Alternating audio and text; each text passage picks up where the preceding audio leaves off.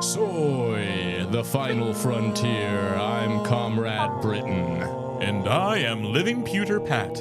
These are the voyages of the starship USS Teamwork, our ongoing mission. To explore new episodes of Star Trek, both cringe and based, and to boldly go To Twin Peaks Season 4!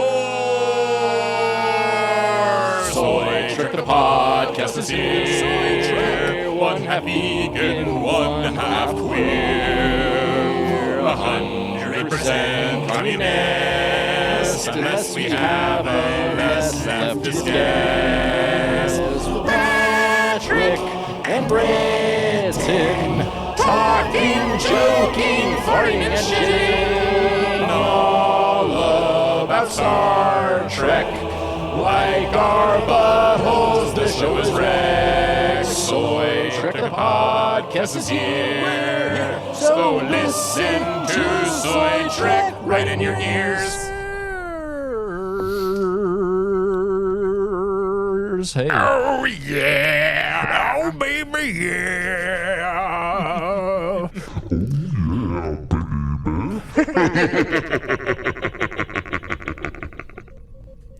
Hello, welcome. Well, How are you? you know what? I'm pretty good. Nice. What's new? What's happening? You know, vibing. Uh-huh. Why? Joe vibing. Joe Vibrator. Got him, everybody.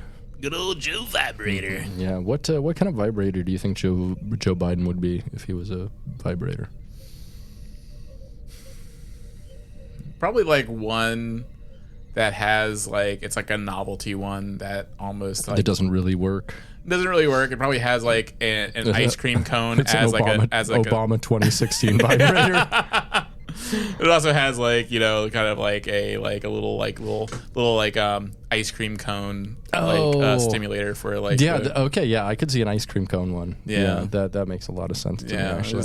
Just something, and it says like lick me, and he's just like and has sunglasses for some reason too. Or something that says like get your licks on Route 66. Let's go, Brandon. Let's go, Brandon. Let's go, Brandon. So hey, let's talk about our Patreon real quick. Let's talk about the Patreon real quick. Yeah. So we have a Patreon. Go to patreon.com/dumbidiotbs if you like our show, like to help us out a little bit, so we remain editorially independent and advertising free. It'd be cool if you went to patreon.com/dumbidiotbs. It would. And for as little as $2 a month, you get all of the episodes as soon as I'm done making them in high quality stereo instead of bullshit fucking mono. Say what? You hear stuff like this. Hello, baby. Yep. I mean, I guess you can hear that in mono. It just sounds like fucking dog shit. Oh my god. Oh, sorry. I turned off your... Try it again. Oh my god. There we go. So you get them high quality stereo as soon as I'm done making them. You also get to vote every week on the classic episode or movie that we watched during the week. We just had to watch Star Trek 3 Revenge of the Sith, and it was painful. Boy, howdy, was that bad. Yeah, but if you give us $5 or more a month, we mention your name. People just like Dylan Lance, Ian Killiat, Nick Savard, Jordan Hill, David Craning Sites, Cappies, D. Gursky, Eric in South Slope, Jormore, Tim Wilkinson, Ethan Adams, Kyle Simmons, PJ Hale, Shane Sawyer, Gillian McCreary, SFC Punk, King Penumbra, Roberto Molina, 7 of 9, James Hartman, Anna Conklin, Iggy, Electric Baphomet, Joe DeVideo, Jonah Hearn, and our very newest Patreon, Abigail Simpson. Thank you all so much for your stuff. Thank your money. you, baby. Thank you, baby. My baby back, baby back, baby back, baby back.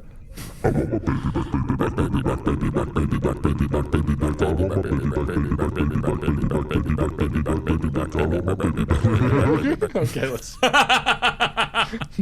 We're scaring the new listeners away. Sorry. So Sorry. So, Also, $10 a month, you get access to The Media Dungeon. which is my private Plex server that has like, I don't know, fucking 17,000 films, 800 shows. It's got a ton of media. If you get it, you pretty much just don't need Netflix or Hulu or any of those bullshit apps. Because you get it straight from the tap, straight from the source, straight from my Pirate Bay account, my friends. Say what? I'm kidding. I don't pirate stuff. Yes, I do. I'm an Orion. I'm like an Orion. That's what I'm talking about. I cosplay Orion, so I can steal things.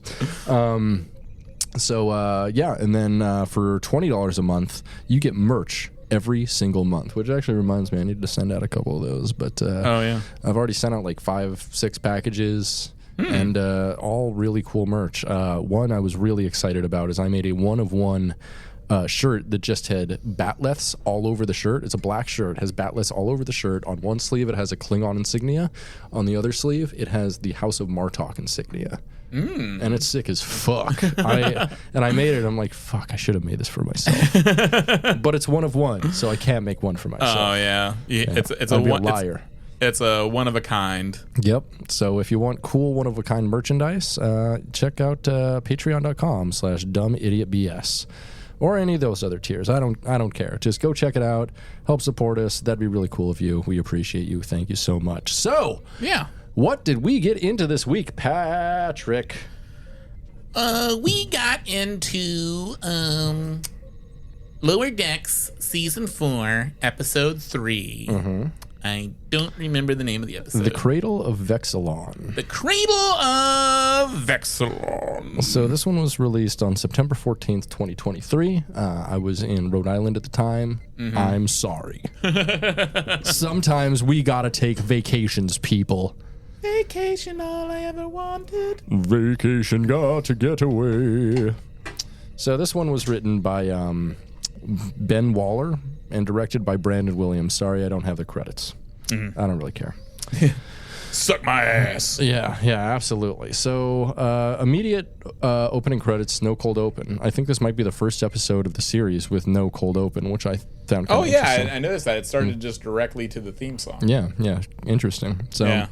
That's why I thought it was going to be a more important episode. Yeah, that would make sense. And then it wasn't. It definitely was not. You typically see that with episodes. They're like, okay, we really need to dedicate time to the main story. And Right. We don't need a teaser because this isn't an open and shut case. This is a Yes. full storyline. Yes. But yeah, I get that. So we open with a captain's log. It goes, Captain's log, stardate 58759.1. The Cerritos is visiting the Federation world, Corazonia, an artificial megastructure in a bespoke star system designed by a long-extinct alien species.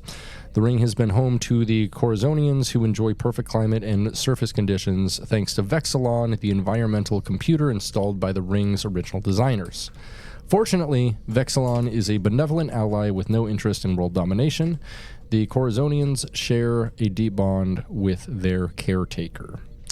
Okay, I'm down with the bones of this episode. It's cool to have like an ancient civilization who doesn't know how their shit works, and so they need to kind of figure out how.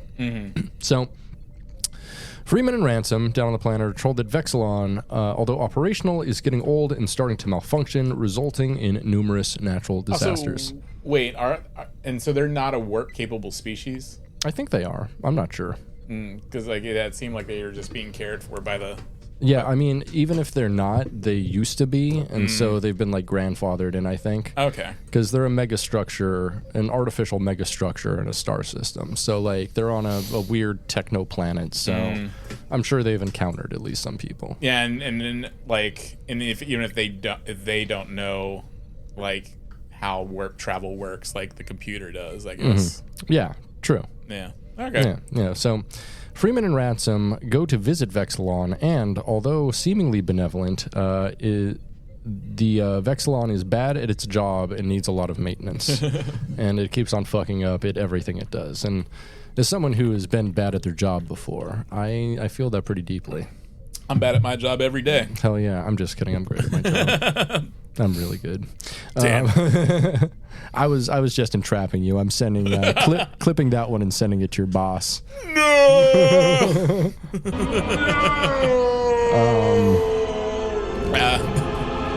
They know already. Yeah. You do just enough not to get fired. I get it. They need at least one of you there. Damn it, Patrick shows up every day. He's such a reliable piece of shit. Fuck him.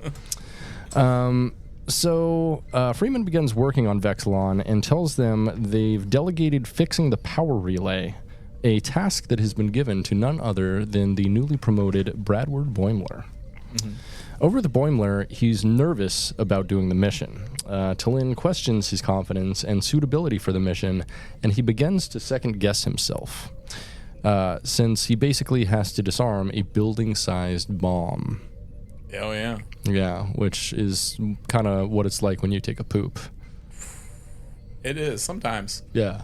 But, yeah, I like, it's all, this whole episode's coming back to me because I think when we started, because it's been a week, and I'm like, oh yeah, now I'm slowly remembering this episode because it kind of just passed over me. Has it been a whole week or a week whole? A week whole, yeah.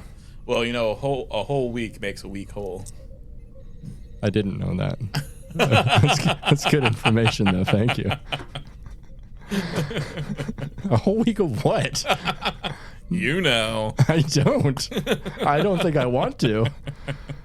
So back up on the Cerritos, Tendi, Mariner, and Rutherford get to see the benefits of being junior lieutenants. They get to see the anomaly storage room, which sounds pretty cool to me. Yeah.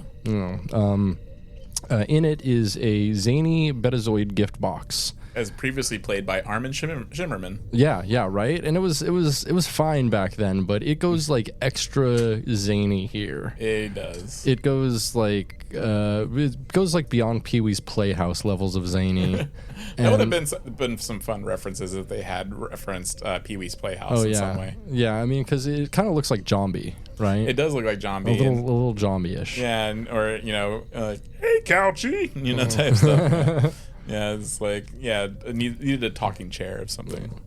Another fun relic that's there is the All-a-Marine game from Move Along Home from DS9. Yeah. I was surprised they brought that back. I'm like, oh, it's fun. I mean, they tend to like focus on some of the worst episodes of Star Trek just to lampoon them, which I think is pretty fun. Yeah, the most comically silly, the silliest. The silliest, yeah. The sometimes the least fondly remembered ones. Yeah. I'm surprised they haven't done Prophet and Lace yet, but I'm hoping they do. Yeah, well, that might be like some dangerous territory to tread. Yeah, especially because the cast I don't think is very queer. No. And also like revisiting that and trying to like it was just like this is just problematic in its own. It is. So it's just be like, you know what? It's kind of like, you know, what's it called? What's the one season 1 episode of TNG?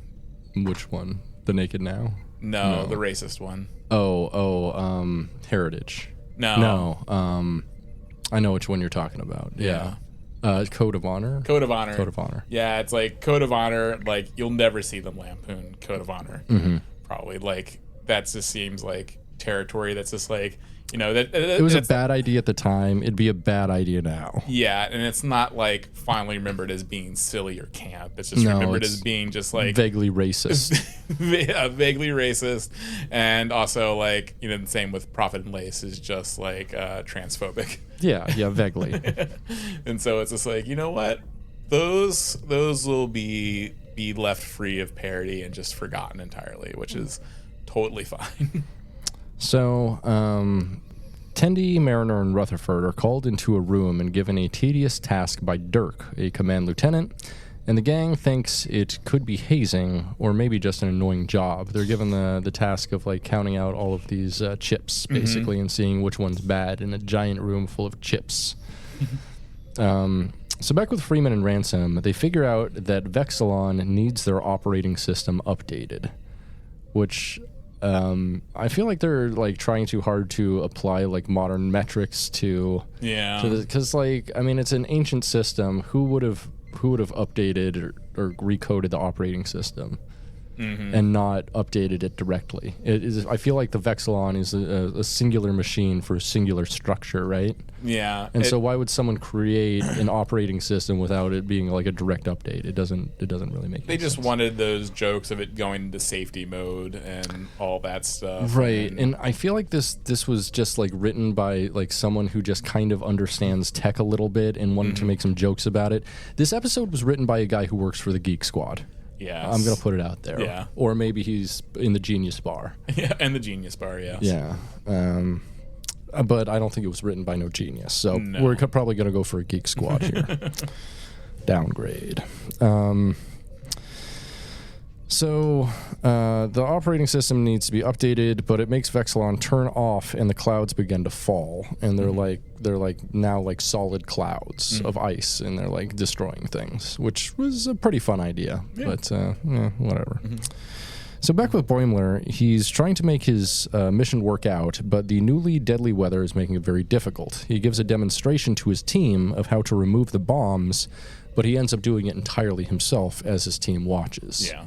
Which, I understand that kind of leadership. I've done a lot of that kind of leadership, like letting people do the work that they want and then like cleaning up after everybody, which kind of works, but he's more commanding them not to do any work, and he's just trying to burden it all on himself, which isn't the best way to lead anything. It's a bad way to lead things. Yes. I think we've all had leaders like that who just wanted to do everything. You're like, just let me do something.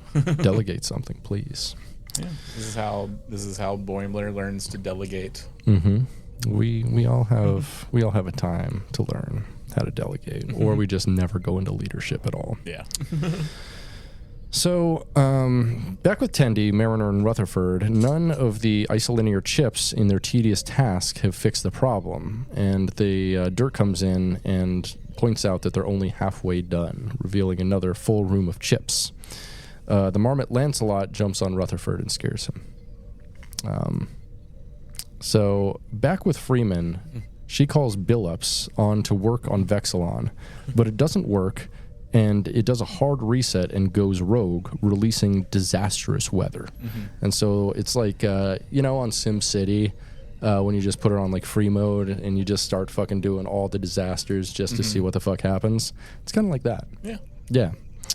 So Boimler realizes he's bad at leading by example right before he's ordered by Freeman to put it back together like it was before.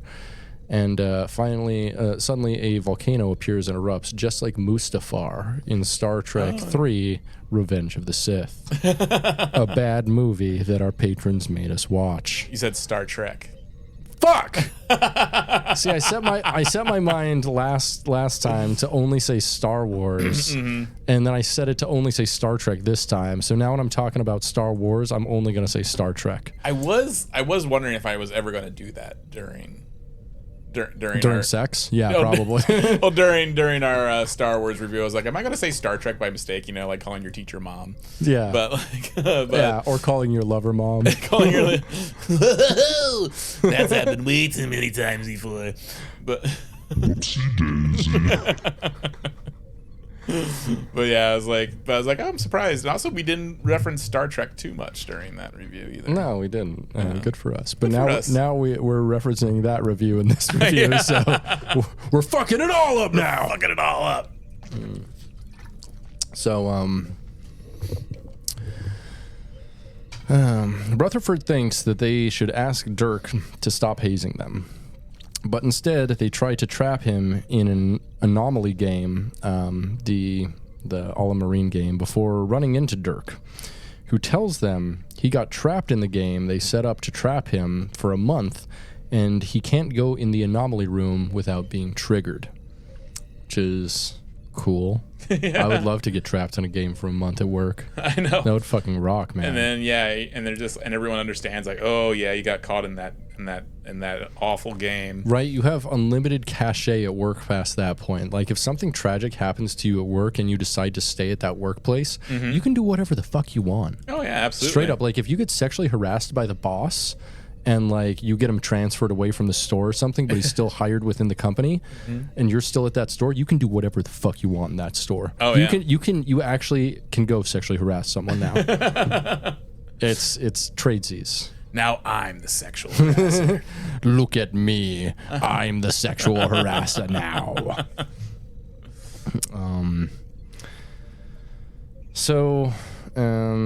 Yeah, we already went through that. So in order to get him to not go into the game and get trapped and trigger himself, Mariner starts to talk to Dirk about slop jazz. And this is actually like the funniest scene in the thing is him nerding out on slop jazz, because it's basically just a guy talking about jazz. They just replace all the words. Yeah. It's very funny, and they actually like capture like how jazz guys talk really well. It's a pretty good time. Yeah, this scene could have been done by Riker. Just talking about normal jazz. True, yeah, because he fucking loves his jazz. He loves his jazz. Oh, he loves his jizz in his jazz, baby. Yeah, we need to think of a third J for him. Jizz, jazz, Jamaharon. Oh, Jizz, Jazz, and Jamaharon. That's a T-shirt. That's probably a T-shirt. So back with Boimler, he's trying to fix everything on the planet himself, but T'Lyn asks why he's failing at leadership, and she assures him he's fit for leadership, and his team deserves his trust. So you better delegate. And that's also the same like weird cat guy that was in like the previous.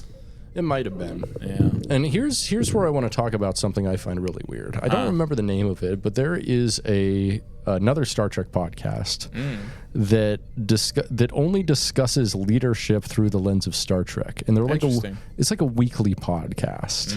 And I've like tried to listen to it before and watch some clips online, and I'm like, how the fuck does this dude do this every week? Like, I mean, I guess there's a lot to be said about leadership, but at the same time, like, week after week after week, the same fucking subject.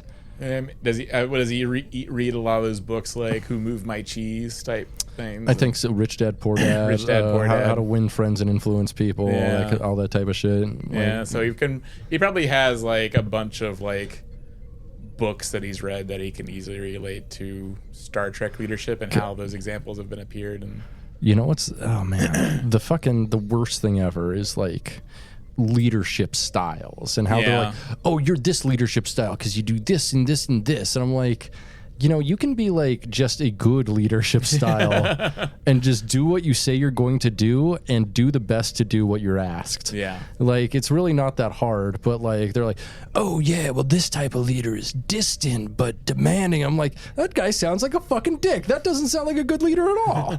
I remember one time during a job interview, I was grilled. Like they're like, I think they were trying to test me, but they were like fighting me on all my decisions. On just like, was this Whole Foods? Nucor, and like they were just like, you know, well, what kind of leadership style do you like? And I was just like, I don't know, like I guess like a leader that knows the position and can demonstrate the missionary position and can demonstrate the skills. But I think like they were fighting me on every single thing that I said. And like, well, why didn't you say this? I'm like, I don't know, man. Like, like I'm not the leader here. Like, I don't care.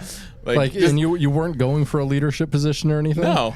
Why? This was just the interview to get the job. Yeah, like I just feel like, I don't know, like someone who's not a jerk. Yeah. Like someone who doesn't second guess like everything I say. yeah. Someone doesn't second guess every single thing they made. Like, I know you're hiring me to weld and to fill and to build bricks inside of a giant ladle. Like, yeah, you're just tell me where the bricks are. Yeah, you're fucking like, tell me what piece of metal to put to what piece of metal, and I can do that for you. I can do that for you, yeah. But like, I don't care like what type of leadership my boss has, as long as they're a competent leader and a nice person. I know. That's all there is to it. That's all there is to leadership, is being able to do the jobs beneath you competently and fill in where you need to. Yeah.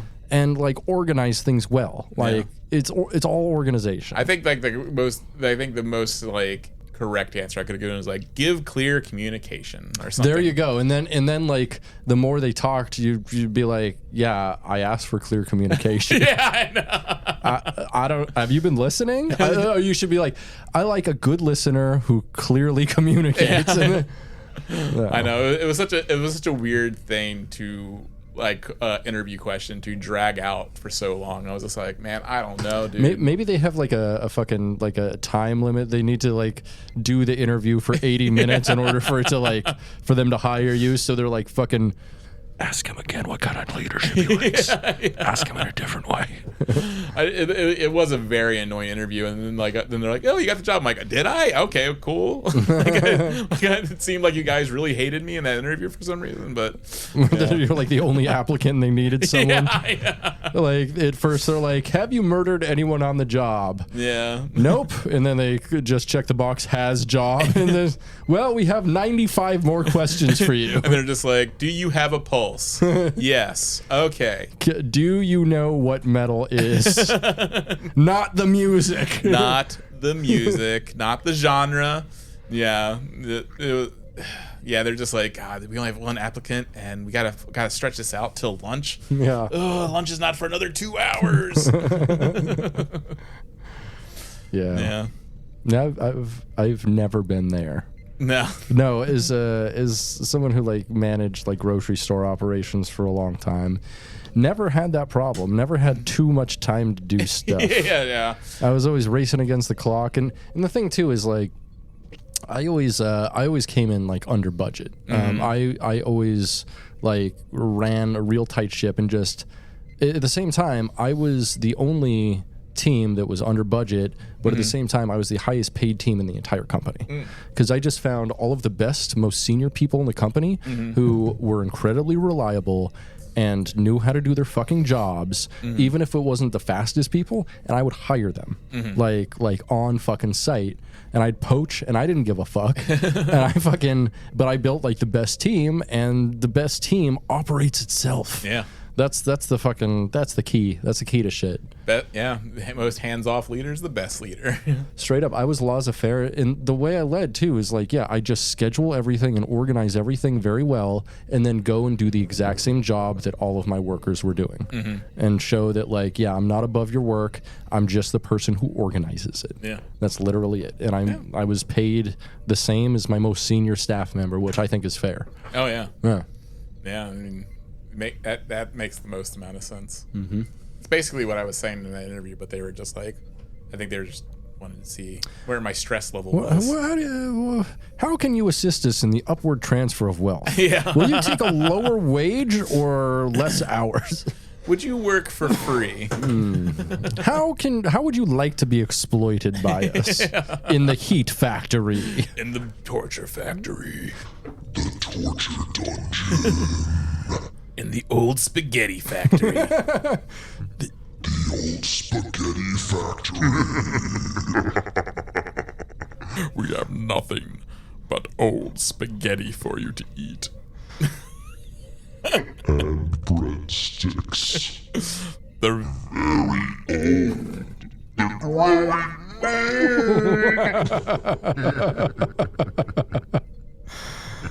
The soup is cold.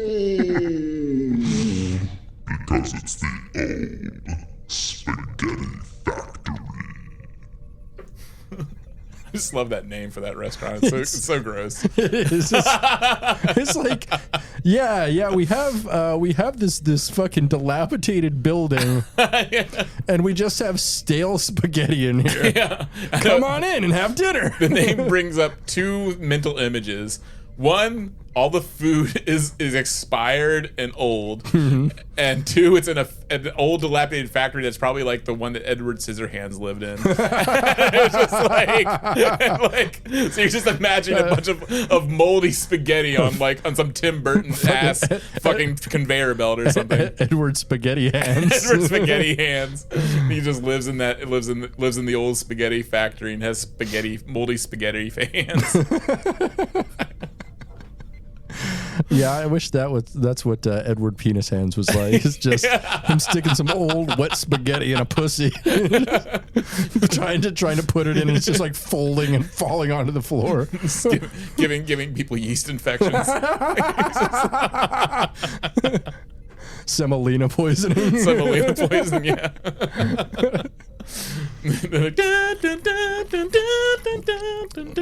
Oh, that's a Harry Potter theme song. Yeah, Do you remember that? I don't know the difference. They're the same movie, right? Yeah, basically. Yeah, wasn't it Danny Elfman who did both soundtracks? I don't think he did Harry Potter, did he? He might have. Might have. He does every single soundtrack in that entire world. Yeah, he does everything that's spooky. Yeah. If you're watching a movie and you're like, man, this is pretty spooky, chances are fucking either Tim Burton directed it or Danny Elfman scored it. Yeah. Yeah, or Tim Burton might have just produced it now because he produces a lot of dog shit. Yeah, like the Wednesday Addams TV show. Never watched it. I've heard some good things from people, but not people whose opinions I trust. I watched and I was just like, woof. I think they're trying to say Tim Burton directed it, but I don't think he did. No. I think he probably came and like directed one scene and then maybe like or he gave notes and some other person did all the other work. But he just hung out on set and tried different weird shoes. Yeah. Can we add stripes to this? Yeah. That's he was a stripes director. Yeah. He's like, this outfit's good, but it could use some stripes. Mm-hmm. Yeah. How about them black, white, vertical? No, horizontal. Oh my God, he's a genius. Tim Burton, you've done it again. And print. Send it to Netflix. Give him an Emmy.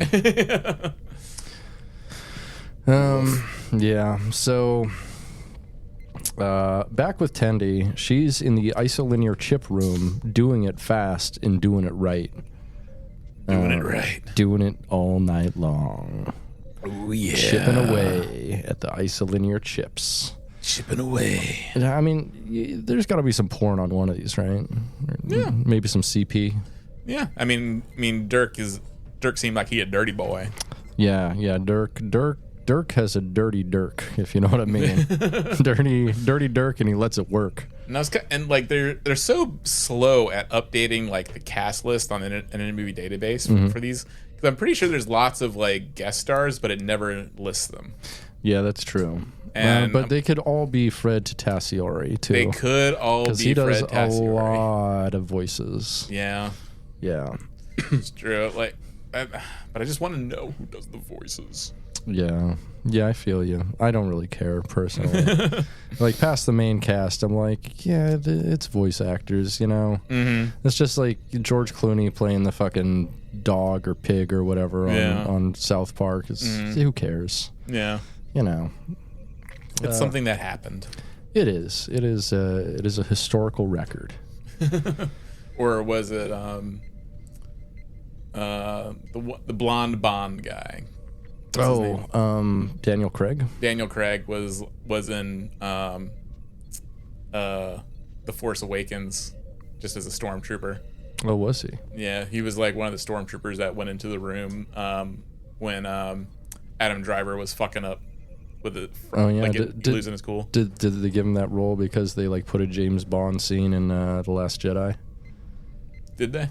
Was that The Last Jedi where they went to the fucking casino planet? Oh yeah, it was. Yeah, it was. Yeah. That is a scene I thought was really unnecessary. It was bad, is what that was. It was really bad. Yeah. That's why when people talk about like that the Last Jedi was a good movie, it's like it wasn't a good movie. It wasn't a good movie. It just like it was a good subversion of Star Trek or Star Wars, and that's about it. Yeah, it introduced like an interesting thing that could have been done, but like everything about the movie was just bad. Like, and then it was all undone by the next movie, which fucking sucks. Yeah, I didn't see that. It's another movie. Oh, God. That's another movie I haven't seen. Another Star Wars movie I haven't seen. So you want to know a worse film than the last one we watched? Like straight up. That. Like 100%, the fucking Rise of Skywalker is the worst Star Wars film. Wow. It's I don't know. It's either that or Attack of the Clones. Both of which those are the only two Star Wars trilogy movies I haven't seen. I haven't seen any of those other. You haven't seen Rogue One? I did see Rogue One. I liked Rogue One. Yeah, Rogue One was good. But yeah, Han Solo, not good. It played in the background one day when I was doing something else. There was like one good act in it. Like the final act is kind of all right, but like the way they lead up to it and then the way the movie resolves, fucking suck. It's not worth your time or effort. I don't know. None of the Star Wars stuff really like connects with me in any way, shape, or form. So like, I mean, I'm fine never watching Attack of the Clones or Revenge. What's the last one?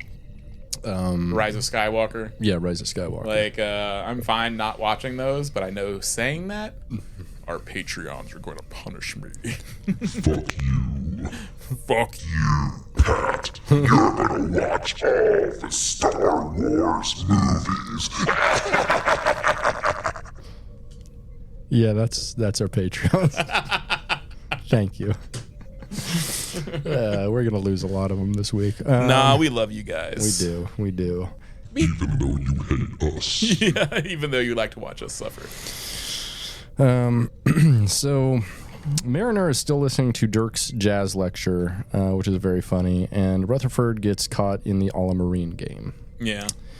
Right at the last I do moment. like how he just like beasts through it. Yeah, he speed runs the shit, and right at the last moment, Rutherford disables the game and turns it off. Yeah. He's pretty good at it. Pretty good. Yeah, I wish I could be that good at anything besides masturbating. Yeah. But they don't give out awards for masturbating unless you do it on camera a lot. You know what? Like trophy businesses, you can get your own engraved trophy for $10. Just $10? I bet. Just $10. Online I'm sure you could. Yeah. Yeah. No, just like the trophy store in downtown Seattle. Yeah, but is the trophy going to be shaped exactly like my penis? No. Do they have that much metal, baby? Uh-oh. Looks like you're going to have to do an aura coup over in some foreign country and steal all their gold. Because we're going to need some more ore for this dick, bitch. Yeah. We're going to have to strip mine some foreign country. Yeah, my dick is going to strip mine the global south. It happens.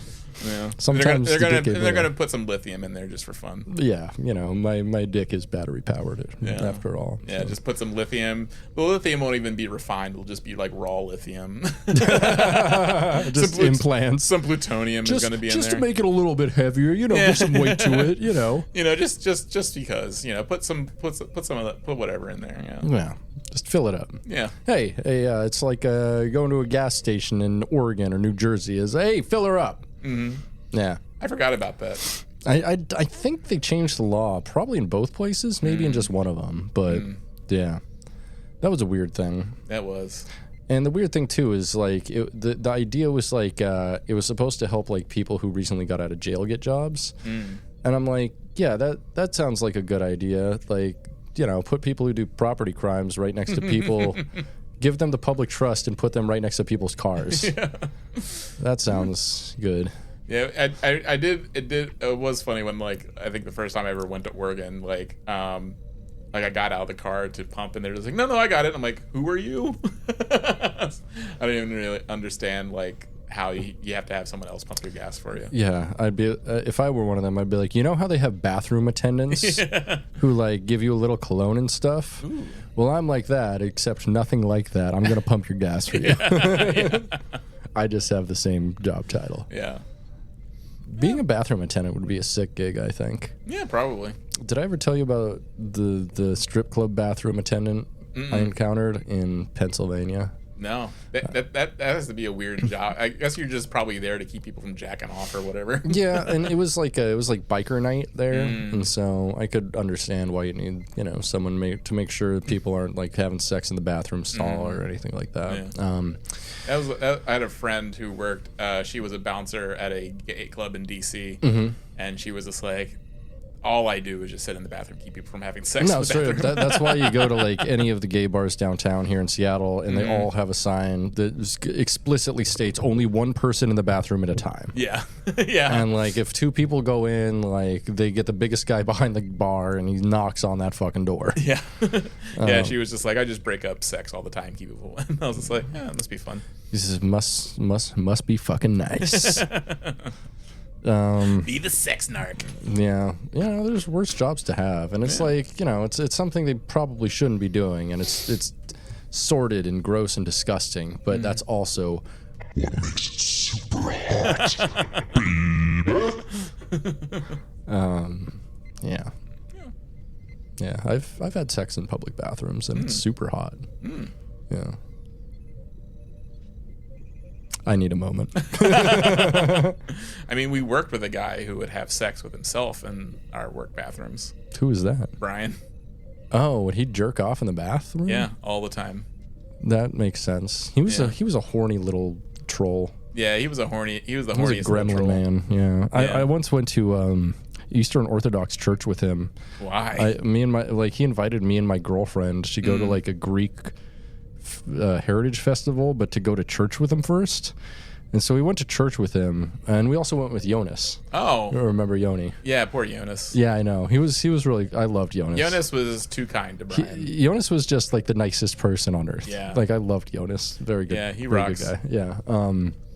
But went to Greek Orthodox Church, and it was weird and long. Was it Greek or was it Russian? It was Eastern Orthodox Church. I don't remember if it was Greek or Russian. I think it was. I think it was just Eastern Orthodox. I don't think it was. I know he was like involved in the Russian type. Yeah. Church. Yeah. Yeah. I don't know. And he would just choose whatever religion was like the closest he could find to fascism at the time, kind of. Yeah, he briefly joined. He briefly became a Jew. He was like joined Judaism. Did you hear about the story with that and his Jewish tattoo, his Star of David? Yeah, and the dude threw him out of his car. Yeah, that's so cool. Yeah, that like super jacked dude. Yeah, that dude was ripped. Yeah, that dude was super nice too. I liked him a lot. I actually ended up dating someone who dated him for a while. Oh, interesting. Yeah, and apparently she like wrecked his mind so bad that after they broke up, he just like quit his job and moved to New York, like immediately, like that same week. I did wonder. I used to see him like every day inside Butthole Foods. Yeah, and then one day he just stopped coming in because he was obviously like someone you would instantly notice because he was like this dude who basically looked like the Incredible Hulk. Covered in tattoos. I would say he kind of looked like an even bigger Henry Rollins. Yes, he absolutely did. But he also had like salt and pepper hair. Yes, he was a hot dude. Yeah, I can see why. Someone who would fuck me would fuck him. But I did like how he's also Jewish, and then Brian showed him his Star of David tattoo, and he's like, "Wait, you're not Jewish," and then threw him out of his car. But I think I'm Jewish right now. Yeah. And then he's like, "No, you're not." Yeah, that's so cool. Yeah, well, I can't imagine going to the Orthodox Church. I've done a lot of things in my life just for the story, dog. Especially since I'm pretty sure they're very, very anti-gay. Yeah. So it's like... This was right around the time I was like figuring my shit out. Coming out of my old closet there. Yeah. That makes sense. Yeah. But yeah. But still, I bet the vibes are just totally off there. Very, very off. And we were like, maybe like, there was probably 24 people in this church, and the church was fucking enormous. Oh, yeah. They always are. It's like, but you probably went on like an off day, like a weekday or something, right? No, it was like it wasn't on the Sabbath. It was like the day before, like it was for the Greek. So there was a ton of people at the Greek festival, just no one came to church beforehand. You know what? No, it was on a Sunday. It was on a Sunday. It was on like a day people were supposed to be there.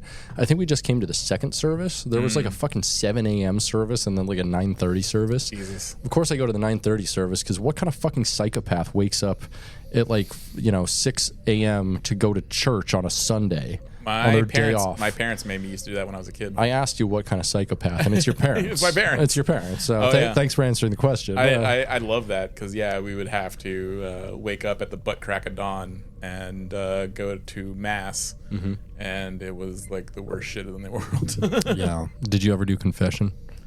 Yeah, like I was required to a few times. When was the last time you've done confession? God, I don't even know. I'm sorry.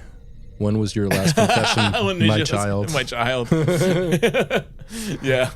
Like, I can't even remember. I think it was like when I was a teenager, probably confirmation. When I had to do confirmation and you're required to do it. And I was just like, Did you get to choose? I was like, I punched my brother. Did you get to choose a new Christian name? I mean, my name's already pretty Christian, so I just got to choose Patrick. Oh, you just chose Patrick? Yeah. You get to choose another name if you want. Yeah, I don't know. I didn't care. Yeah, like you could have been like Ezekiel, who's pretty cool. I should have been Ezekiel. Or fucking no, you should have been like, how about Judas?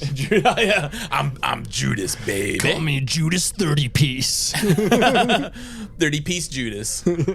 Yeah, I should have. God damn it! But I was just like, I was already like, I was there very begrudgingly in the first place, so I was just like, I don't care. Yeah. And so I was having lots of fights with my dad about it. I didn't want to do it. But he was like, please, I didn't have a confirmation. Because he was raised Methodist. He converted to Catholicism. He was having fucking like past regrets for you. Yeah. He's I never got the chance to be confirmed, and I've regretted it all my life because I was praying to the same God who's slightly different. Yeah. Slightly. So yeah, they both hate gays. Basically begged me to do it, and it was awful. I don't wish it on anyone. I don't wish the Catholic faith on anyone. Nor do I. Nor do I. I also don't wish Vexilon on anybody. Yeah. No Vexilon. Because Freeman gets Vexilon back online, and Boimler and his team finish up, with his team actually working for him now and him delegating. Yeah. Everything gets done. Teamwork makes the dream work. Indeed. But one thing is left to be done, and Boimler saves the day, but blows himself up in the process. He wakes up in something similar to the Black Lodge from Twin Peaks, with a black mountain in the background and the koala speaking like the little man in Twin Peaks. I like how the subtitles were like "speaks koala." Yeah, it was pretty fun. This was my favorite scene of that episode. Yeah, I wasn't a huge fan of the episode, but I do like all of the lore they have with like death in Star Trek now. Yeah, and them really leaning into like the cosmic koala and like the Black Mountain of Doom, where you fight 3 versions of your father. Yeah. Like that's right. That was out the window. Yeah, I like that a lot. Yeah, and it's like, like clearly like with all of the different planets and aliens and religions that could possibly exist out there, like whatever the true afterlife is has to be completely unlike any of them. So yeah, like it gives a lot of leeway to just like be as creative as you want and just make anything up. Because it doesn't matter. Kind of silly, kind of fun. Yeah. A little bit silly, a little bit fun. Yeah. So Boimler wakes up and he's back from the dead. Ransom congratulates him and says, "You never forget your first death," which is kind of fun. Yeah. I guess since Boimler's no longer an ensign, he gets to survive. Yeah. He's not totally redshirted. Yeah, he's not totally redshirted, so he gets to survive any deaths that he may undergo. Right. They get to do medical miracles on him, unlike anyone with 1 pip. Yeah. Everyone else, it's fair game. Expendable. I kind of have a feeling a character is going to die at the end of this season. Which one do you think? The Vulcan girl. T'Lyn? That'd be a bummer because I really like T'Lyn. Yeah, I have a feeling they're including her a lot. She's like joining the main cast on a lot. She's a really good straight man, I think. Yeah, because that's something they really haven't had in the show, except for Rutherford is kind of a straight man sometimes, but I don't know. He's also he's kind of like he's just naive. Like he just has that naive charm since his brain's half gone. Right. Like, but I don't know. I have a feeling since they're really putting T'Lyn in a lot of episodes this season, I think it's juicing her up for a death. I don't know. I think she's just kind of supposed to be like the 5th lower decker now. That's me, but who knows? We'll see, I guess. We'll see.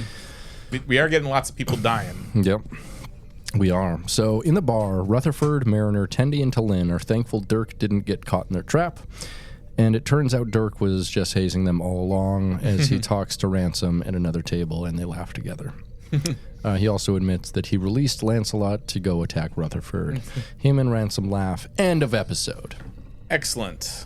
Yeah, what do you think? I mean, it was kind of a forgettable episode. It was. Like, I'd watched it last week, and then you were like, well, yeah, we're going to do that episode. Obviously we had to do it, and I was like, oh, yeah, what happened? Yeah. Like when I was like, I was sitting here, and before we started, and I was just like, what happened in that episode? What happened in this episode? Yeah, it was kind of forgettable. Like except for like it did come back to me, but yeah, there's some cool scenes.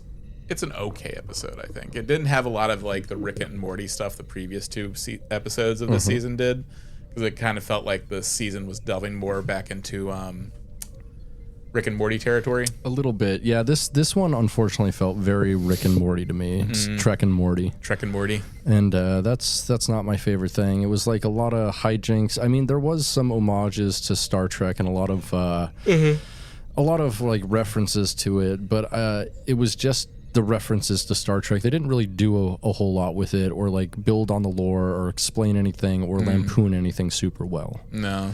So yeah, it's like, okay, yeah, there's All Moraine.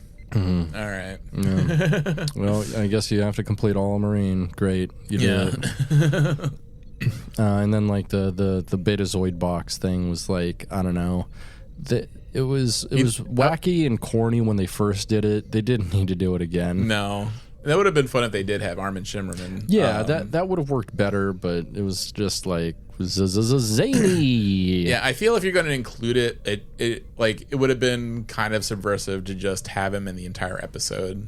Like kind of like, because you're wondering, like when we first saw the Betazoid gift box, we were like, okay, is it a robot? Is it living? Yeah. Like it's kind of like, is it giving? Is it giving?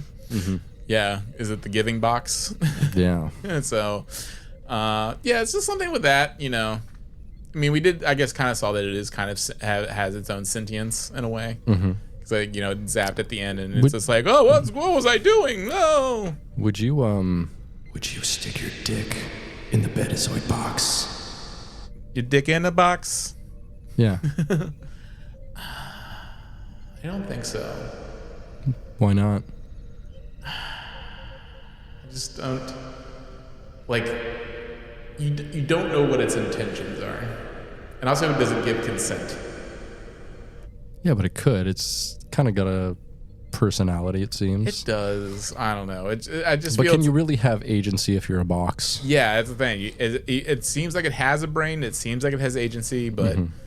It's like, could you put your dick in Zombie's mouth from Pee-wee's Playhouse? Would that be ethical? I don't think so. Like if he really wanted it and he's like, Mecha like a high, Mecha stick it in my mouth. You know what? If Zombie's cool with it, you know, it depends if it's like if it's like a two consenting human and a genie. Yeah, what goes on between a human and a genie, and behind closed doors with full consent, behind closed, like Dungeon of Secrets. yeah, like do whatever you want with your genie. Yeah. I mean, I guess you could wish, like,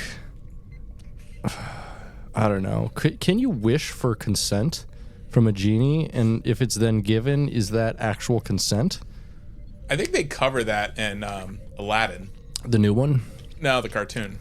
The original movie. Remember, like, Robin Williams is like, all right, there's a couple rules. I can't kill anyone for you, and I can't make anyone love you. Oh, and I'm not gonna suck your dick. Hey! Oh, jeez. Oh, boy, oh. Yeah, he's like, oh, now I'm Melton Barrel. Blah, blah, blah, blah, blah. Yeah, even though these people aren't alive yet. Wow. Yep. So, but yeah, I mean, I think that pretty much covers it. Like, yeah, a genie can't grant consent. And I think that's a great place for us to leave it. Why not? That's if there's one takeaway from this episode, it's a genie can't grant consent. Can't grant consent. Can't grant consent. Can't grant consent. Can't grant carry consent. So if you ever come across a genie, don't even try it, buddy. No, you can't even stick your dick in the lamp, all right? No, don't even do that. Yeah, no. Just like leave that, just treat the genie with respect. And treat others with respect. One must wonder, though, like, could the lamp be full of lube? And if so, are you then, like, is using the lube and putting it on your dick, is that kind of like fucking the genie? I mean, maybe. Because they put oil in those lamps, right? That's what they're meant to hold and, like, use oil as a lube. Yeah. I'm sure back in the days before, you know, actual lube, people were using, like, olive oil, coconut oil, stuff like that to lube up for a ground pound. You know, it's a good episode of X-Files is the one with the genie, but the genie's wrapped up in a rug. Oh, yeah. I like that episode. It's pretty funny. It has Will Sasso in it. Oh yeah, Will Sasso from Mad Television. Mm-hmm. It's a very funny episode because like Will Sasso is in a wheelchair. Also from King of Queens. Is he in that? Is that, or is that Frank Caliendo? I always get the two of them I think conflated. it's Frank Caliendo.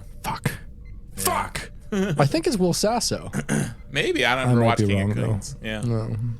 I do like Will Sasso. He's very funny. Mm-hmm. Is he? Yeah. You sure? Yeah, I follow him on Instagram. He's really funny. Oh yeah. He likes to have little parties where he goes on live and then he's just clapping along with songs. He invites people to clap along in the song with him. Mm-hmm. This sounds like something they do at in special education centers. Hey, I like to clap along with Will Sasso. He plays a bunch of cool songs. Sure you do, buddy. Sure you do. I like to clap along with him. I tried to join one of his streams one time, but I was chosen over another person because I wanted to clap with him on the camera, and I didn't get to clap along with him on the camera. Wow. But one day, he hasn't done it in a while. I'd be looking at the gun too, buddy. I'm a very simple guy. Yeah. I just have like what I want out of life is just to like go on Instagram Live, join Will Sasso's live stream, clap along to a song, have him give me a thumbs up, tell me everything's okay. Man, your whole life is a Mad TV, isn't it? Lowered expectations. Yeah, this is no longer a Lower Decks podcast. This is Lowered Expectations. That was a good skit on there. Don't remember it. Oh, really?